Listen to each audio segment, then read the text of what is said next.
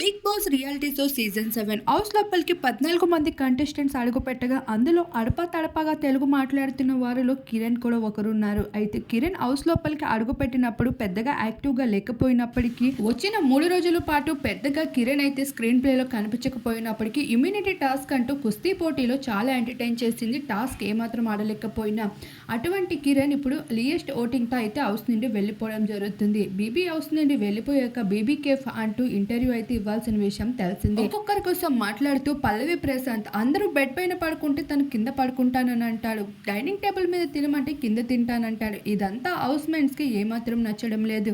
అలానే తను ఆడే మాటలు కూడా చాలా సింపతి అని హౌస్ మేట్స్ గా ఫీల్ అవుతుంది. రతిక పైన ప్రశాంత్ అయితే కాస్త హోప్స్ పెట్టుకుంటూ ఉన్నాడు. రతిక కూడా అలానే ఇంట్రెస్ట్ ఉన్నట్లు ప్రవర్తిస్తుంది అంటూ ఈ జోడీ కోసం కూడా పలు కామెంట్స్ షేర్ చేసుకుంటూ వచ్చేసింది. ఇలా బీబీ కేఫ్ లో ఎన్నో ఇంట్రెస్టింగ్ మాటలతో కిరణ్ అయితే బిగ్ బాస్ హౌస్ నుండి బాయ్ బాయ్ చెప్పేసింది.